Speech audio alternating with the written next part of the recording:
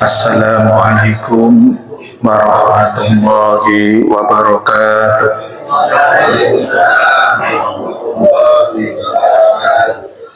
Innal hamdalillah nahmaduhu wa nasta'inuhu wa nastaghfiruh wa na'udzu billahi min shururi anfusina wa min sayyiati a'malina.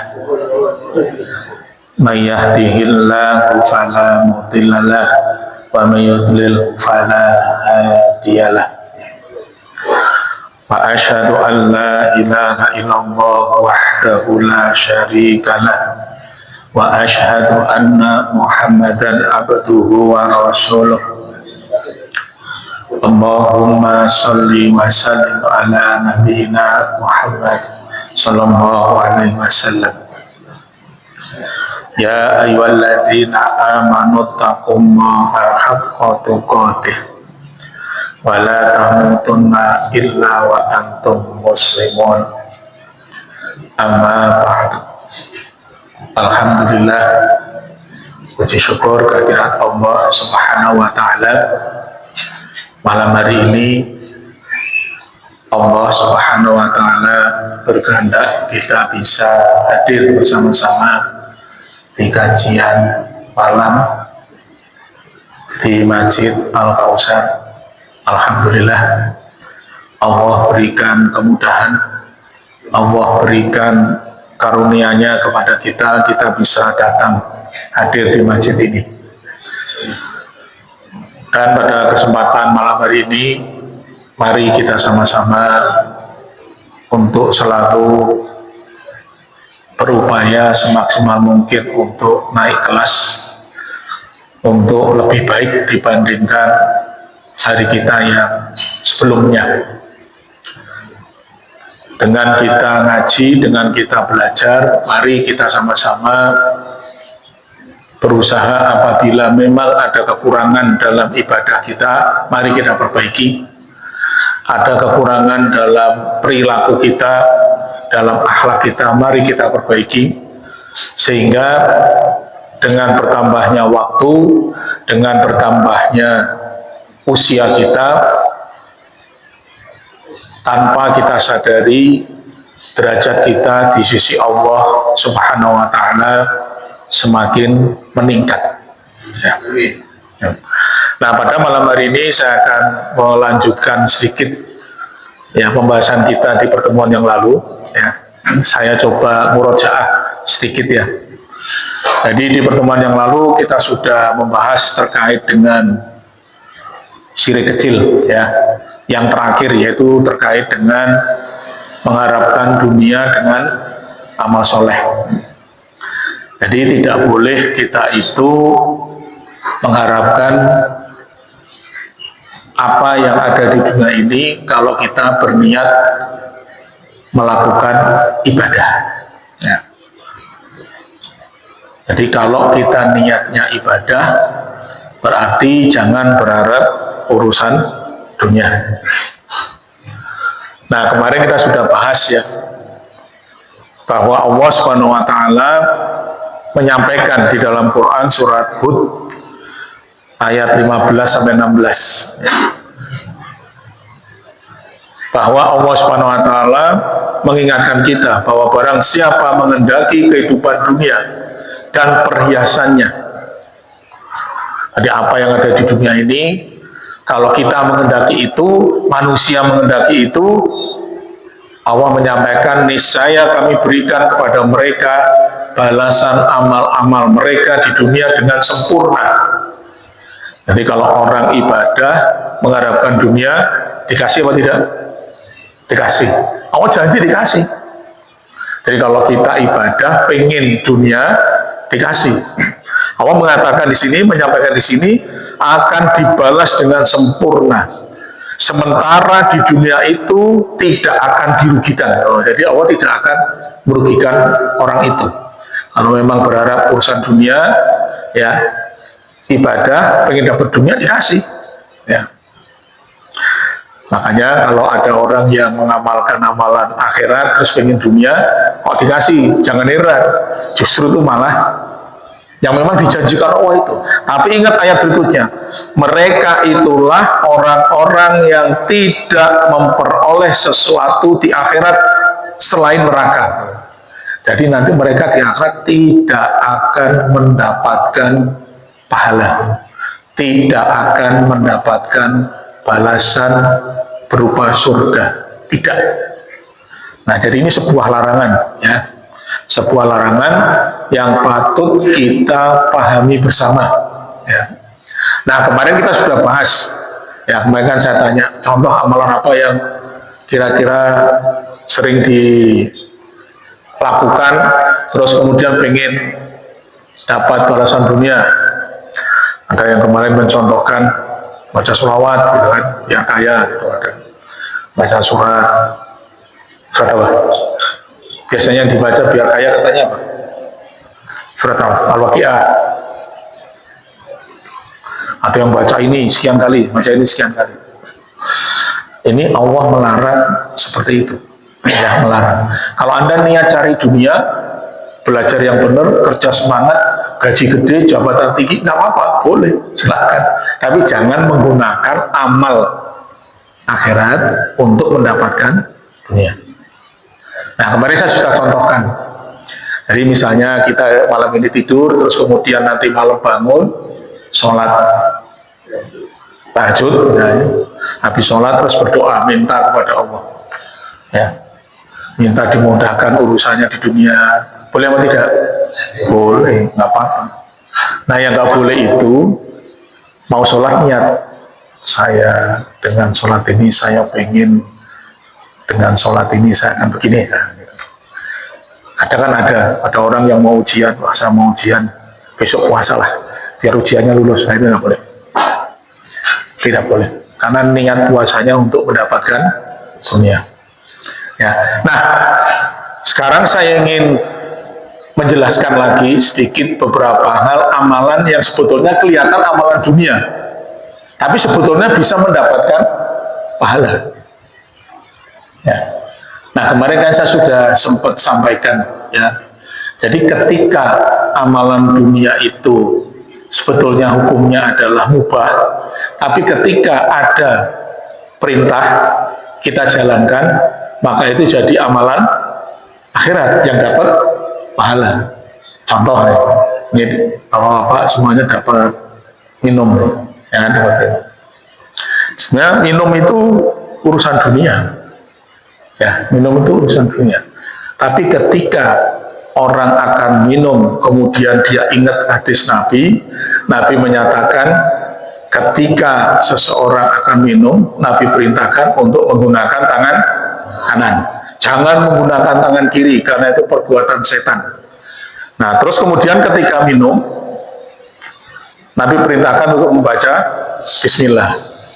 Dia pegang pakai tangan kanan, baca Bismillah. Terus Nabi mengingatkan, jangan kalian minum seperti seekor unta. Unta itu kalau minum tuh cukup. Sekali minum satu gitu. Sekali nafas habis. Itu unta kalau minum gitu. Nah, Nabi bilang jangan minum seperti unta. Berarti kalau pengen dapat pahala semuanya pakai tangan kanan, Bismillah, minumnya satu napas, istirahat dulu. Masih haus sih, Pak? Baca lagi, Bismillah. Alhamdulillah. Setelah selesai baca, Alhamdulillah. Nah, itu amalan yang sifatnya sebetulnya dunia bisa menjadi pahala. Termasuk, ya, termasuk bapak-bapak ini semua sudah punya istri semua kan ya? Udah ada yang bujangan ya? Nah, betul kan? Udah ada kan? Nah, termasuk hubungan suami istri itu bisa jadi pahala. Ya. Nabi menjelaskan itu, sahabat bertanya, loh, ya Rasulullah, kita kan cuma melampiaskan nafsu. Kok bisa dapat pahala? Nabi menjelaskan apa? Kalau keinginan hasrat kalian itu disalurkan ke yang haram, itu dosa atau tidak? Dosa. Nah, ketika disalurkan ke yang halal, maka mendapat pahala. Jadi bapak-bapak di rumah sama istrinya sehari mau 5 kali 10 kali dapat pahala, asal niatnya dilakukan untuk ibadah. Enak kan? Waduh Pak, telat Pak, kemarin-kemarin saya nggak niat, ya sudah terlanjur. Ya biar nanti malam besok dilakukan lagi. Udah nggak kuat Pak, ya dikuatkan.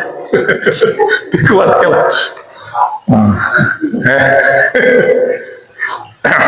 Nah, sekarang saya mau bahas sedikit ya. Kemarin waktu beberapa hari yang lalu saya diminta ngisi khotib di sini. Saya jelaskan ya terkait dengan hubungan manusia dengan manusia. Ada beberapa hal yang ada seseorang yang meminta untuk dijelaskan ya di kajian, bisa jelaskan. Jadi saya ingin menjelaskan beberapa hal yang mari kita sama-sama menjalankan fungsi kita masing-masing ketika kita bermuamalah, berhubungan dengan manusia. Banyak orang itu yang dia malah stres sendiri, mumet sendiri karena berpikir yang bukan tanggung jawabnya, bukan urusannya. Saya kasih contoh ya, saya kasih contoh. Kalau misalnya bapak-bapak ngajari ngaji Iqra misalnya ya, ngaji anak-anak yang ngajari baca Quran. Ya namanya ngaji itu ada yang pinter gitu ya, maksudnya diajari langsung paham, ada yang kadang nggak paham-paham itu kadang ada yang anaknya itu nurut, nggak banyak pola, tapi ada yang kadang-kadang itu jengkelin gitu ya. Udah diajarin susah, kadang mulai larisan bikin jengkel. Nah, sebenarnya ketika kita ketemu dengan orang yang diajarin gampang, nurut, pinter, cepat paham, senang apa tidak? Senang. Ya, wajar, nggak apa-apa ya, senang. Kalau ketemu yang sebaliknya, sudah nggak paham-paham, dikasih tahu ngeyel, bantah, kurang ajar, jengkel apa tidak? Kesel ya? Wajar. Itu wajar Pak. Tapi ada satu hal ya, kita harus ingat tugas kita ngajar itu apa? Apa? Sampaikan. Masalah orang itu paham atau tidak urusan yang ngajar? Bukan. Tugas orang yang mengajar itu menyampaikan ilmu yang harus dia sampaikan. Paham atau tidak, itu urusan Allah memberi paham atau tidak sama dia. Gitu. Makanya ketika seorang nabi, seorang rasul diutus oleh Allah, Nabi pernah sampaikan, nanti di akhirat ada nabi, ada rasul yang umatnya cuma beberapa orang saja. Ada yang cuma 2 orang, bahkan ada yang cuma 1 orang pengikutnya, bahkan tidak ada pengikutnya sama sekali. Coba, apakah nabi yang diutus ini yang nggak punya pengikut ini dianggap gagal? Tidak, tugasnya cuma menyampaikan saja. Nah, kalau kita sudah tahu Anda ngajari, anak ini paham atau tidak, bukan urusan saya, itu urusan Allah. Pertanyaan saya, kenapa Anda jengkel sama dia? Pertanyaan saya. Coba dijawab, kenapa jengkel? Hah? Nah, pertanyaan saya tadi, orang ini dia kasih tahu nggak paham nih. Kok Anda jengkel sama dia, kenapa? Kan bukan urusan saya, kan bukan urusan Bapak yang ngajarin, betul kan? Tugas kita adalah ketika menyampaikan sesuatu, sampaikan ke dia. Kok dia lari-lari, tegur saja, nggak boleh gitu, dapat pahala lagi.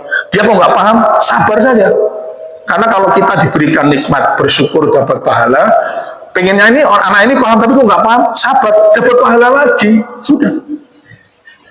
Harusnya begitu. Betul ya? Harusnya kan begitu. Cuman kita kan kadang-kadang emosi. Ini kenapa nggak paham-paham? Kamu tuh bodoh bener. Ya, akhirnya marah malah jadi nggak dapat pahala. Dapat dosa, pahalanya dapat, dosa dapat, diukur akhirnya selisihnya jadi sedikit pahalanya. Kalau ditimbang jadi selisihnya jadi sedikit. Nah, saya ingin mengajak bapak-bapak, ya, mari kita belajar mulai hari ini ke depan. Mari kita coba melakukan sesuai dengan fungsi dan tanggung jawab kita. Tanggung jawab saya adalah memberitahu, menyampaikan apa yang sebenarnya, berubah atau tidak bukan urusan saya. Kalau dia belum berubah, sini kok pengen berubah, sabar aja. Sabar. Udah, sabar. Dapat pahala lagi, tambahin pahala lagi. Nah, kita itu yang salah itu, dia nggak mau berubah, kita jadi emosi. Awalnya pahalanya gede, dapat dosa gede, akhirnya selisihnya cuma sedikit. Akhirnya pahalanya jadi sedikit. Pahala itu kan kayak seperti kita dapat rekening tuh, saldo di bank, dapat 10 juta gitu kan. 20 juta. Misalnya gitu kan, kalau ibarat pahala gitu. Tapi ternyata karena tadi nggak sabar, emosi, ngamuk, akhirnya jadi ditarik, udah nabung 30 juta, ditarik 29 juta, tinggal 1 juta, tarik lagi 900 ribu, tinggal 100 ribu, tarik lagi 99 ribu, tinggal 1000. Itu yang tidak kita sadari. Sebetulnya gambarannya itu kira-kira kayak begitu. Nah, saya ingin memberikan gambaran. Misalnya sekarang gini, hubungan antara kadang itu kita berhubungan dengan orang, kadang-kadang kita memberi, ya, memberi sesuatu, kadang-kadang sebaliknya menerima. Nah, kadang memberi, kadang menerima. Gak mungkin orang itu memberi terus, gak mungkin. Kadang-kadang terus menerima terus juga nggak mungkin. Pasti suatu saat dia memberi, suatu saat menerima. Hanya jumlahnya ya bisa jadi salah satu lebih banyak. Ada yang lebih banyak memberi, ada yang lebih banyak menerima. Nah, kita harus paham. Ketika kita menerima, kalau pengen dapat pahala, ya saya ngajak bapak-bapak nih yang ngaji di sini diskusi ini. Kalau saya menerima sesuatu supaya saya dapat pahala jadi ibadah, apa yang saya lakukan? Apa? Awalnya itu kan menerima itu kan cuma mubah, saya terima ya sudah. Tapi ketika ingin dapat pahala, cari dalam Quran, cari dalam hadis, apa yang harus saya lakukan ya? Kayak tadi minum itu sebetulnya minum aja sih nggak apa-apa, nggak dapat apa-apa, dosa enggak, pahala juga enggak. Tapi kalau saya ingin dapat pahala, oh Nabi mengatakan pegang tangan kanan, oke saya tangan kanan. Sebelum masuk ke mulut baca Bismillah, Bismillah. Minumnya jangan seperti obat, jangan. Alhamdulillah selesai. Saya minum, saya dapat pahala, dicatat sebagai pahala. Paham maksudnya ya? Nah, sekarang ketika saya menerima sesuatu, bayangkan bapak-bapak menerima sesuatu apa saja lah. Menerima dari tetangga, tahu-tahu nganterin opor misalnya, nih, tahu-tahu pulang dari kampung bawa bingkisan nih. Kalau Anda tidak melakukan apa-apa, ya nggak dapat apa-apa, nggak dapat pahala. Supaya dapat pahala apa yang dilakukan? Bersyukur, apa? Mengamalkan apa Pak? Yang sudah disampaikan kita diterapkan. Apa Pak? Berdoa. Nabi menyampaikan dalam sebuah hadis, Pak. Ya, tidak dikatakan bersyukur seorang hamba kepada Allah ketika dia mendapatkan pemberian dari manusia, dia tidak mengucapkan terima kasih, tidak mengucapkan terima kasih. Jadi ketika mendapatkan sesuatu, ini nikmat dari Allah, dia mengucapkan alhamdulillah, itu syukur kepada Allah. Tapi itu belum dianggap bersyukur kalau hanya mengucapkan alhamdulillah saja. Ketika saya mendapatkan nikmat ini dari manusia, siapapun yang memberikan itu, Nabi mengatakan tidak dianggap bersyukur kalau tidak berterima kasih sama dia. Berarti ketika saya menerima sesuatu dari tetangga tadi datang, ngasih oleh-oleh, alhamdulillah, terima kasih. Nah itu baru saya menerima rezeki, menerima bingkisan, bersyukur kepada Allah, berterima kasih ke manusia, dapat pahala. Enak kan? Yang kita lakukan adalah itu. Nah, terima kasih itu bahasa Indonesia ya. Kalau mau bahasa yang lain boleh. Kalau lingkungannya daerah Sunda apa? Terima kasih apa? Matur nuwun, bukan? Matur nuwun, boleh silakan. Dia bilang kamsia, thank you, boleh silakan. Monggo saja. Itu bahasa masing-masing. Syukron, boleh. Yang paling penting adalah ketika Anda mengucapkan, yang memberikan itu ngerti kalau Anda terima kasih. Jadi jangan sampai orang itu orang Sunda, Anda jawabnya bahasa Arab, orang itu nggak ngerti. Asli sukron. Apa itu sukron? Sukron itu kacang. Mendingan pakai bahasa daerah dia aja lah. Matur nuwun. Nah, oh iya sama-sama dia ngomong gitu sudah. Nah gitu supaya ngerti dia. Oh ya, ini bersyukur, berterima kasih. Itu adalah yang menerima. Kalau yang memberi apa? Anda memberikan sesuatu tadi, bawa oleh-oleh itu supaya dapat pahala, apa yang dilakukan? Sama-sama gitu doang. Datang sama-sama gitu doang. Supaya Anda dapat pahala dari Allah, Pak. Ikhlas. Terus mau lagi.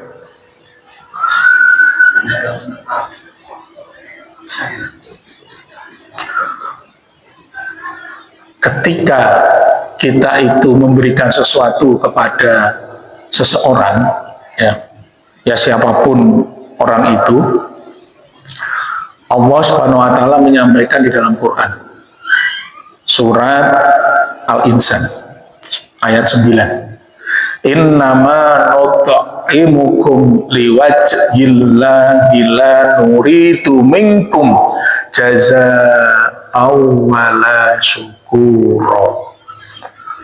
Sesungguhnya ketika kami memberi makan, memberi hadiah, memberi oleh-oleh, gitu ya, memberikan sesuatu kepadamu, hanyalah untuk mengharapkan ridho Allah.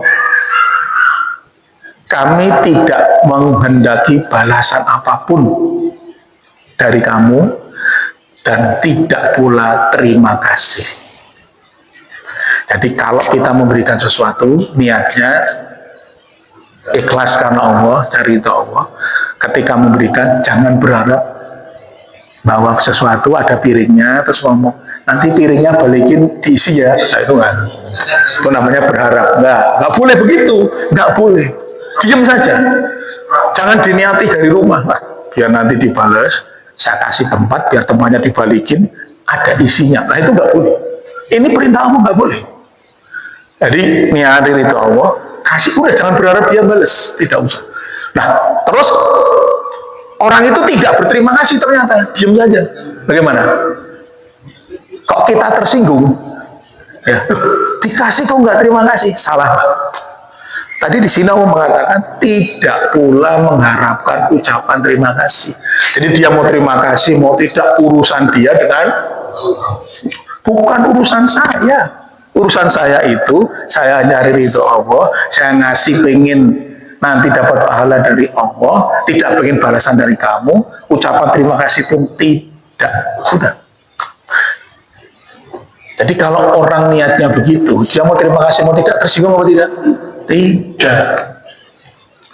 Nah, saya kadang pernah lihat tuh, ada ibu-ibu yang ngasih sesuatu ke anaknya atau tetangganya yang terima kasih dong, dikasih nggak mau terima kasih, ayo, saya ulangi lagi, terima kasih dulu dong. Mengharap terima kasih. Nah ini yang harus dipahami ya, dua hal ini yang berbeda. Tapi kalau mengingatkan boleh.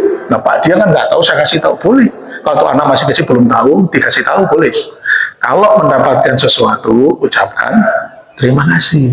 Nah, gitu. Nah ini ketika dua orang yang memberi dan menerima. Jadi dua-duanya itu harus paham. Kita jangan berpikir kalau kita memberi dia harus mengucapkan terima kasih, harus membalas sana. Oh enggak boleh. Jangan berharap seperti itu. Makanya perlunya kita ngaji, kita ngerti itu jadi gini. Oh begitu. Jadi orang yang memberikan itu kalau dia sudah paham, dia tidak akan berharap apapun. Enggak. Nanti dia cuma berharap balasan dari Allah. Nah balasannya apa itu Allah nanti akan memberikan. Dia pun nggak akan berharap di dunia ini dapat apa-apa, enggak. Ya kalau di dunia dikasih kemudahan itu Allah yang memberikan. Itu haknya Allah, bukan minta. Ya Allah, saya mau ngasih oleh-oleh onde-onde ini ke tetangga saya. Mudah-mudahan nanti saya dapat ini. Saya berharap begini. Nggak usah, ya nggak usah. Ya, itu ya. Ini bicara tentang memberi dan menerima. Nah, sekarang bicara tentang ada kadang-kadang orang yang butuh sesuatu, ya, kemudian pinjam. Berarti apa? Hutang. Hutang kepada orang lain. Pernah punya hutang piutang punya nggak? Pernah. Kenapa ya? Pernah ya? Udah lunas belum? Belum? Oh, belum. Ya nggak apa-apa. Tapi yang penting paham ilmunya saja. Ya, supaya nanti di akhirat tidak menjadi batu sandungan. Nah, gitu. Ya, supaya tidak menjadi batu sandungan. Jadi hutang itu sebetulnya hukumnya apa? Apa hukumnya? Jadi orang berhutang, orang pinjem itu hukumnya apa? Bukan orang pinjem nih. Bapak mau pinjem tuh hukumnya apa? Kalau wajib berarti kalau nggak utang dosa. Ya, bener ya? Betul kan kalau misalnya nih, kalau hukum utang itu wajib, Bapak nggak punya utang malah dosa. Bener kan? Kalau hukum utang itu sunnah, berarti yang utang dapat pahala. Nah, utang itu hukumnya apa? Mubah. Betul, mubah. Sama kayak minum itu mubah. Mubah, jadi punya utang atau tidak utang ya nggak ada hukumnya, nggak apa-apa. Boleh saja. Tadi mau saya tanya, punya utang punya, belum lunas belum. Ya nggak apa-apa, itu mubah. Membayar hutang hukumnya, wajib bayar hutang. Nah ini ya, bayar hutang hukumnya wajib. Ketika seseorang pinjem, itu mubah. Begitu sudah dipinjemin, membayar hukumnya wajib. Jangan dibalik ya. Hutang wajib, mengembalikan mubah. Soalnya udah repot nanti balik. Makanya jangan sampai gagal paham. Jadi hutang itu mubah, mengembalikan wajib. Nah sekarang kita belajar dulu dari sudut pandang orang yang punya hutang.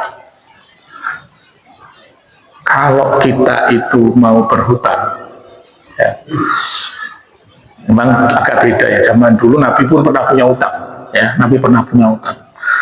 Bahkan sebelum beliau meninggal itu baju perangnya itu masih digadekan untuk hutang, ya. Tapi Nabi pinjam hutang itu untuk biaya hidup, untuk makan, ya, untuk makan. Cuman kalau sekarang kita ini jarang, hutang untuk makan itu jarang. Ya biasanya untuk yang lain, ya, yang lain. Sebaiknya kalau memang nggak perlu banget nggak usah hutang, ya sebaiknya. Kenapa? Nah pertama, tadi hukum hutang itu bayarnya adalah wajib. Nabi menyampaikan begini, barang siapa yang punya hutang, dia bisa membayar, kemudian dia menunda pembayarannya, maka dia berlaku dolim. Ini pertama diingat-ingat. Ketika seseorang punya hutang, bisa mengembalikan.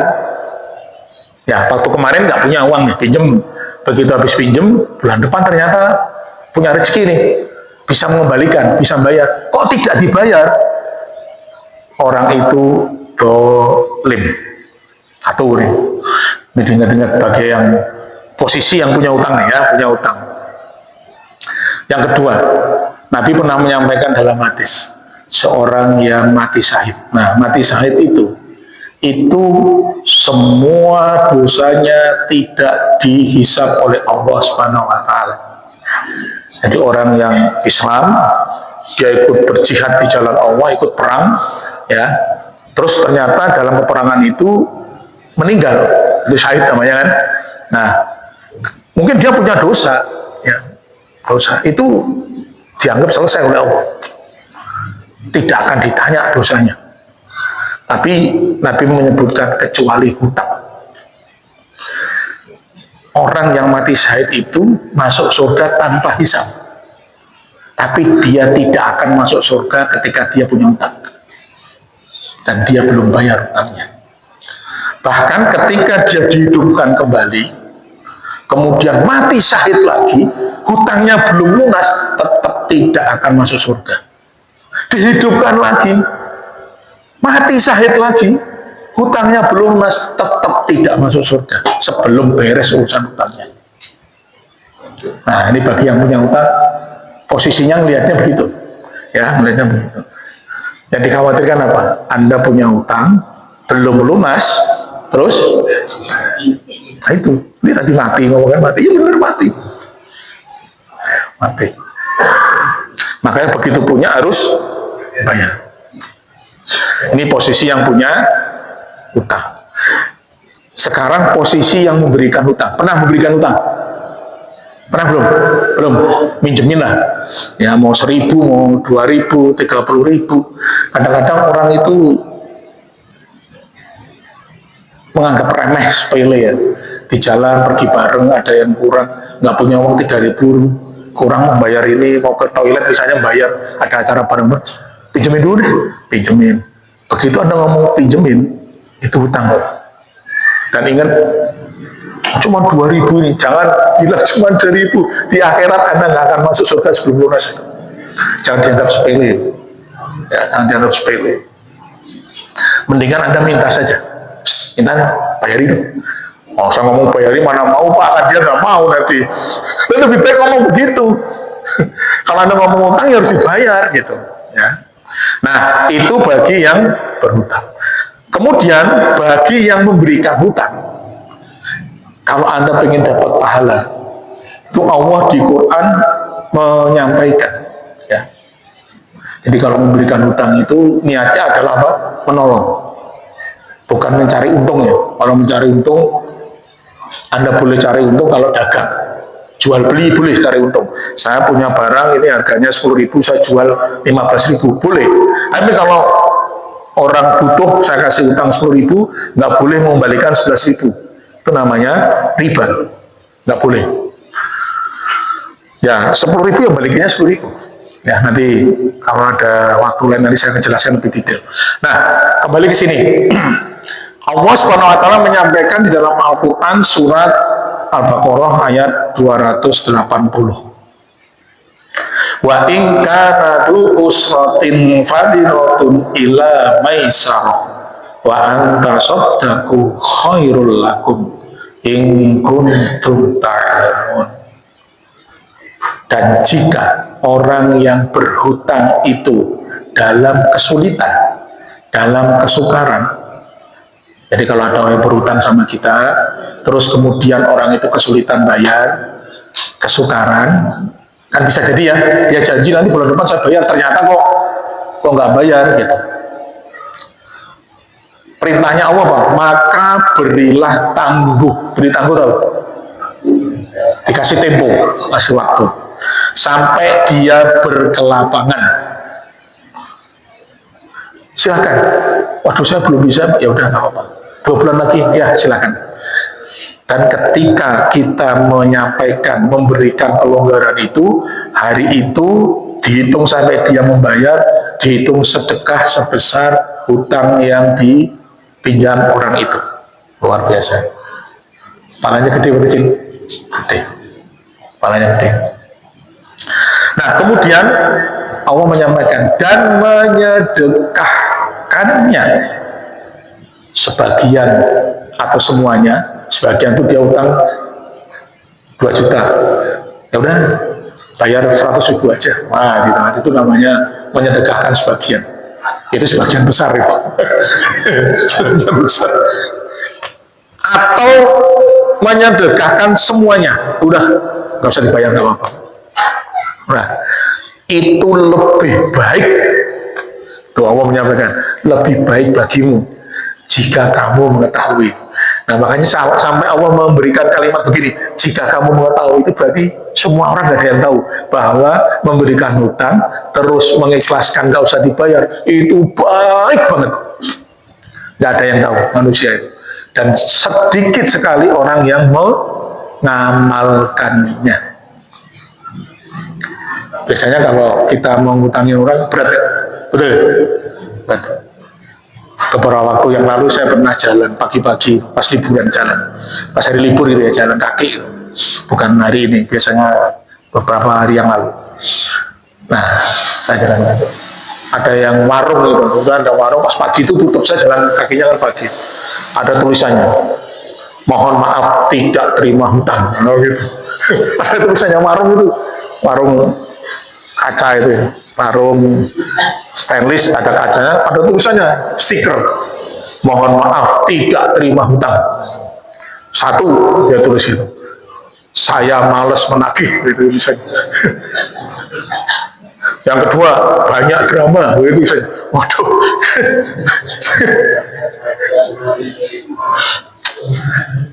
Saya baca gitu pengen ketawa deh.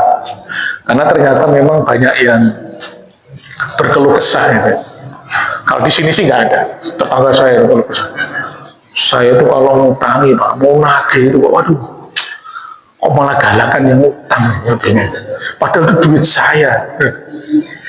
Nah, terus mau bagaimana ya, gimana lagi? Nah, solusinya sebetulnya di sini apa? Berikan tempo atau ikhlaskan. Nah, tapi nggak ikhlas itu. Nggak ikhlas. Nah, kalau nggak ikhlas terus apa yang dilakukan? Nggak mau nagih, dosa Pak. Ingat ya, ini saya kasih tahu. Jadi kalau orang yang hutang sama kita nggak bisa bayar, ya, apalagi tadi dia mampu tapi nggak mau bayar, kan boleh, betul kan? Nabi mengatakan dalam sebuah hadis, "Undur akuka doliman au madluman." Tolonglah saudaramu yang berbuat dolim maupun yang didolimi. Ini hadis Imam Bukhari dan Imam Muslim. Ya, diriwayatkan oleh Imam Bukhari dan Imam Muslim. Jadi ketika kita melihat dia itu berhutang sama kita, kalau nggak bayar itu berarti kita didolimi, dia berbuat dolim. Nah, Nabi perintahkan tolong, karena dia dolim itu kamu tolong. Tolongnya bagaimana? Ya diingatkan. Nah, kalau dia punya utang berarti ditagih. Jadi jangan tidak mau nagih. Kalau Anda tidak mau nagih, Anda termasuk melanggar perintah dari Rasulullah ini. Nah, pertanyaannya ini betul. Kalau saya tagih nggak dibayar gimana? Gimana? Gimana? Jadi di dunia ini Nabi pernah mengatakan orang Muslim itu ajaib luar biasa. Kalau ketemu yang sesuai dengan hatinya, dapat nikmat, hatinya senang, bersyukur. Dia dapat pahala masuk surga karena dia bersyukur. Ketemu yang kedua, musibah yang nggak enak, dia nggak cocok, dia sabar. Masuk surga karena sabar. Pertanyaan saya sekarang, Anda nagih hutang, kalau dibayar, sesuai harapan kan? Harusnya apa? Harusnya apa? Kalau lihat hadis Nabi tadi, harusnya bagaimana? Saya nagih utang, kan? Pengennya orang itu bayar, betul nggak? Ternyata dia bayar, sesuai harapan saya kan? Harusnya apa saya? Bersyukur, betul kan? Nabi kan mengatakan orang mukmin itu jawabannya cuma dua, bersyukur kalau sesuai harapan. Terus kalau tidak sesuai harapan apa jawabannya? Sabar, sudah itu nggak boleh ngamuk, nggak boleh emosi Pak. Kalau saya tagih dia nggak mau bayar, suruh apa? Sabar. Sudah, itu toh. Apakah Nabi perintahkan kalau begitu ngamuk? Enggak. Suruh marah? Enggak. Jadi hidupnya kita sebagai seorang Muslim itu cuma dua toh. Ketemu siapa saja, dua ini toh. Sekarang nanti habis ngaji ini, habis sisa ini pulang ke rumah, ketemu istri, kok istrinya nyenengin, bersyukur, alhamdulillah. Kalau nyenengin, ternyata nyebelin, apain? Sabar, sudah itu toh. Udah jawabannya cuma dua, nggak usah ngeluh, nggak usah ngomel, jadi dosa. Jadi menghadapi masalah itu, pertama ngomel, mengeluh, marah, emosi, dosa. Yang kedua sabar. Sabar itu bukan berarti nggak emosi Pak, emosi, marah, jengkel, cuman bisa nahan. Sabar itu pengertiannya menahan diri. Jengkel.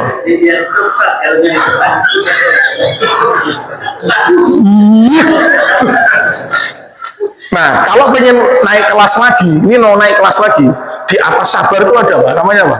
Ridho. Ridho itu biasa saja, nggak marah, nggak emosi. Biasa.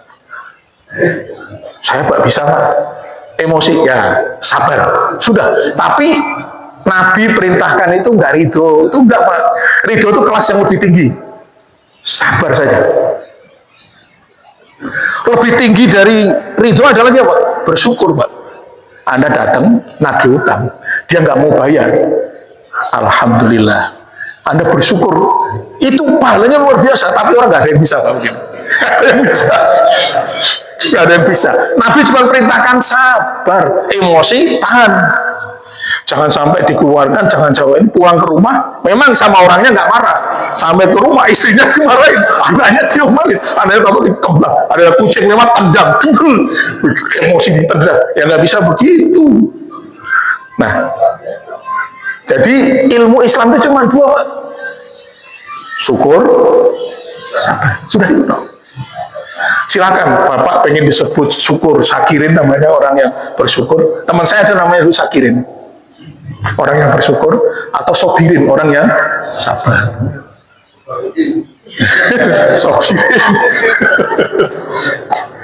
Nah, makanya kalau kita itu kira-kira masih belum bisa sabar, belum bisa bersyukur, berdoa kepada Allah. Allahumma ja'alni sabura, ya Allah jadikan aku orang yang sabar. Waj'alni syakura, jadikan aku orang yang bersyukur. Nah, gitu. Minta kepada Allah. Kalau Allah menghendaki gampang, Pak, nggak ada yang susah. Nah, kita mumet, stres, dibikin sendiri. Nah itu, yang bikin stres siapa? Karena Anda bikin sendiri. Karena Anda bisa aja tenang, hadapi dengan lapang dada. Tarik napas itu. Kapan bayar utang? Nggak bisa sekarang. Lah, kamu kan kemarin janji. Bapak duitnya banyak. Bapak masih kerja, udah nggak usah lah, nggak usah ditagih. Ingat Pak, Allah berfirman, mengikhlaskan sebagian atau seluruhnya itu pahalanya gede. Emosi. Nah, orang malah ngajari. Aduh, ampun. Itu benar tapi salah dalil itu, salah penempatan dalil.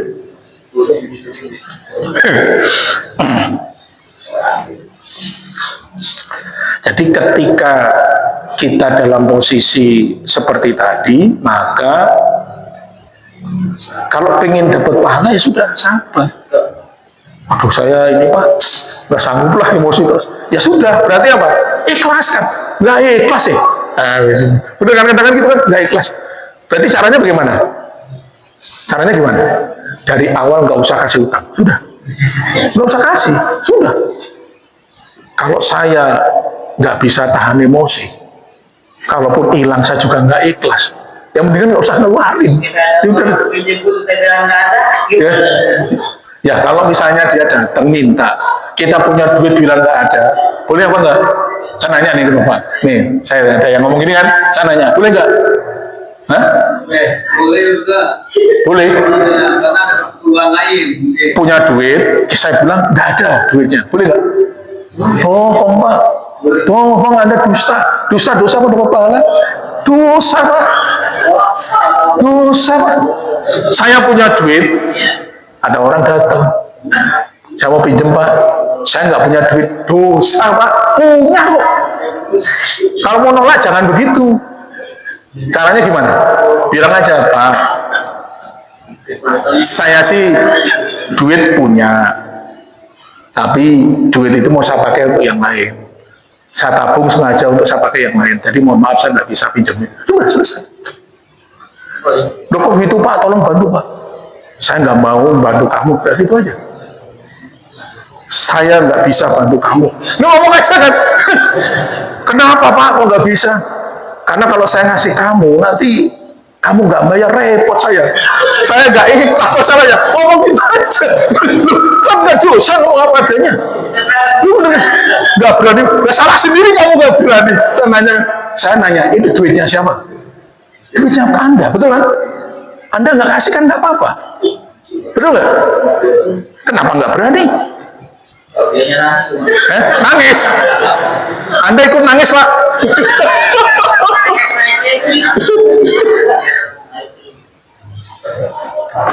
Jadi caranya begini. Kalau misalnya nih ya, ini cara yang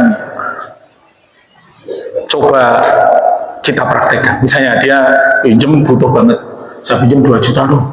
Waduh, 2 juta nih dia nggak bayar, waduh, saya nggak ikhlas. Nah, Anda kira-kira ikhlasnya berapa kalau uang itu nggak dikembalikan? Sananya berapa?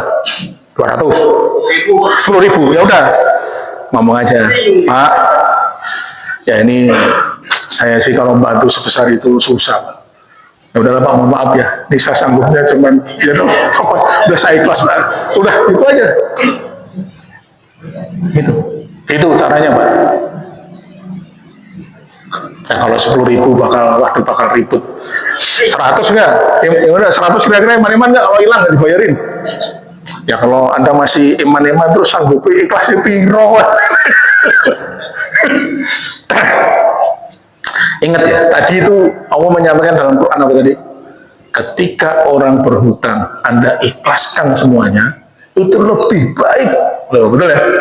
Nah pertanyaan saya, Allah janji begitu, Anda tertarik nggak? Saya nanya, Anda nggak tertarik? Janji Allah bahwa itu lebih baik, nggak tertarik? Ya berarti Anda masih mikir dunia. Ya benar, Anda masih mikir dunia berarti. Belum benar-benar berharap apa yang Allah janjikan itu lebih baik. Jadi kalau misalnya Anda tadi melihat tetangga Anda mau pinjam 2 juta, terus Anda khawatir 2 juta ini kalau nggak dibalikin, ini saya juga butuh, udahlah, ini nah, saya kalau segitu nggak bisa nih, saya bisanya 300, nah gitu. Nggak dibalikin, udah, Allah akan ganti yang lebih baik. Sudah begitu. Dan 300 benar-benar ikhlasnya. Benar-benar ikhlas gak dibalikinnya sudah. Gitu. Coba terus, saya masih gak ikhlas, Mas. Nah terus Anda itu nyari, belum berharap mendapatkan pahala akhirat itu belum. Masih orientasinya masih dunia itu. Anda masih berat dengan dunia. Karena ya tadi ya, kalau Anda bilang tadi, ya kalau memang mau ngasih 2 juta ya kasih. Tapi tagih saja, nanti kalau dia minta tempo ya udah, kan nanti dapat pahala lagi. Wah ini memang berat ya, kalau memang hati belum saat ini susah. Dulu ketika Allah Subhanahu wa taala menurunkan ayat lan tanalu birra hatta tunfiqu mimma tuhibbun. Ya. Belum dikatakan beriman ketika kalian belum memberikan, ya, mensedekahkan harta yang paling kalian sukai. Sahabat Nabi ada yang punya kebun kurma, langsung dengar ayat itu, langsung ada pada Nabi, ya Rasulullah, kurma ini semua kebun ini saya sedekahkan. Ini ayat Allah menyatakan begini, saya tegas, saya sedekahkan semua seluas itu, coba, luar biasa. Itu di Quran kalau Anda baca. Juz 4 ada kalimat lan tanalul birra hatta tunfikuna mimma tuhibbun. Belum dikatakan beriman, benar-benar beriman sebelum kalian menyedekahkan harta yang paling kalian cintai. Ya tadi, saya cinta nih duit nih 2 juta. Ya udahlah.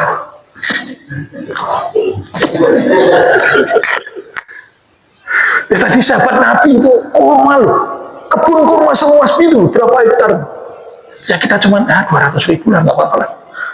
Ya sambil jaga hubungan baik lah, nolong tetangga. Ternyata nggak dibalikin, ya sudah. Jangan di sini sakit, aduh sakitnya di sini. Harus diikhlaskan lah, nanti dapat rezeki dari Allah. Nah jadi gitu ya. Ini adalah posisi yang harus kita pahami ketika kita ingin mendapatkan pahala dari Allah Subhanahu wa taala. Jangan mengharap urusan dunia.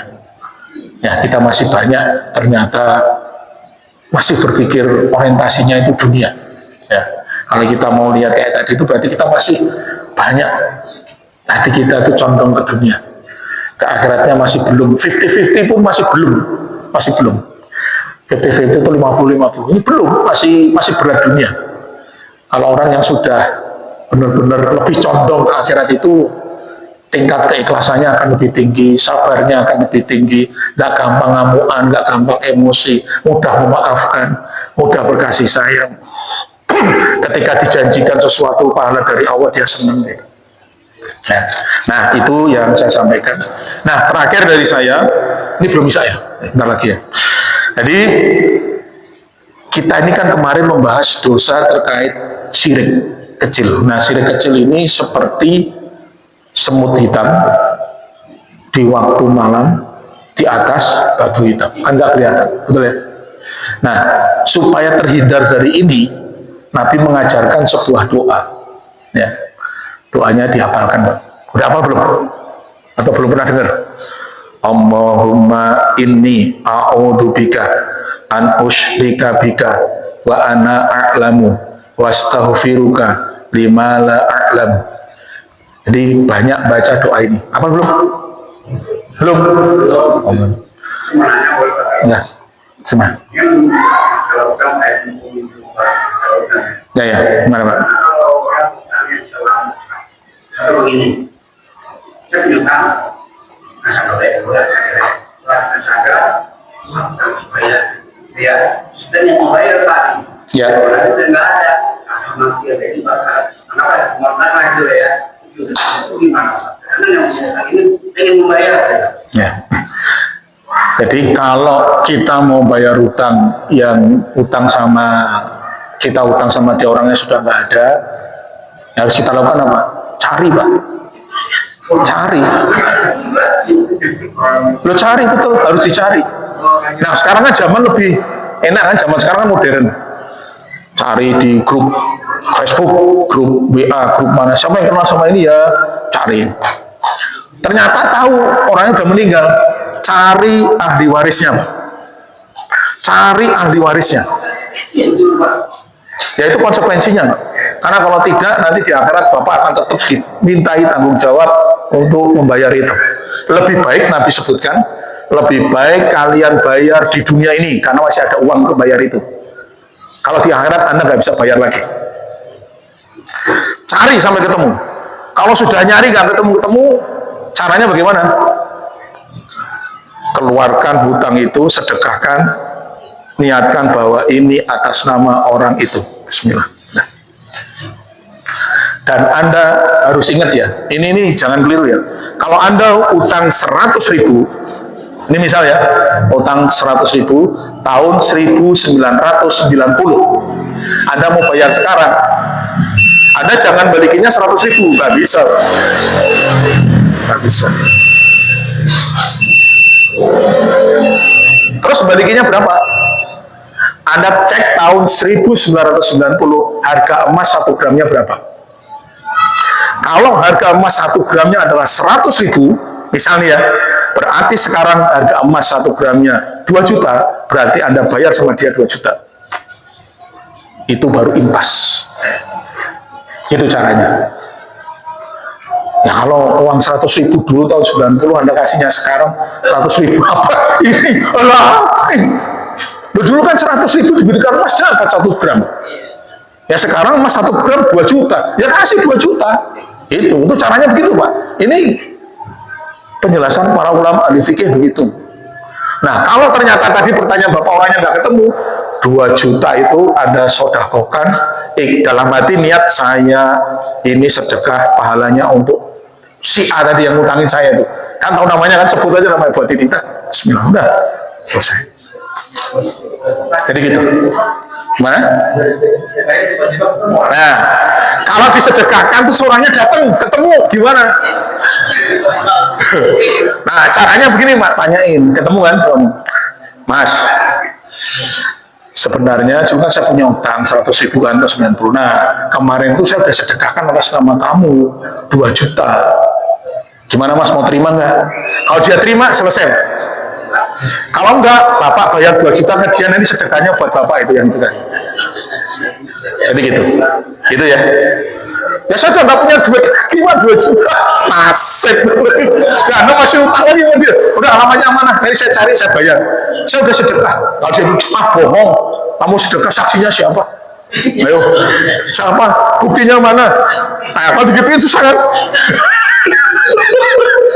Kan ada orang ngomong gitu susah. Ya udah, nanti saya bayar 2 juta, saya kasih. Jadi gitu, ini ya Pak ya. Jadi gitu Mas ya. Nah, jadi kalau memang dia datang ngomong, sudah saya sedekahkan atas nama kamu. Saya nggak butuh pahala itu, saya butuh duitnya sekarang. ya wes resiko, nggak apa-apa. Ya, gitu ya. Oke, saya akhiri dulu. Mudah-mudahan bermanfaat. Mohon maaf dari saya kalau ada yang kurang berkenan. Subhanakallahumma wa bihamdika asyhadu an la ilaha illa anta astaghfiruka wa atubu ilaik. Assalamualaikum warahmatullahi wabarakatuh.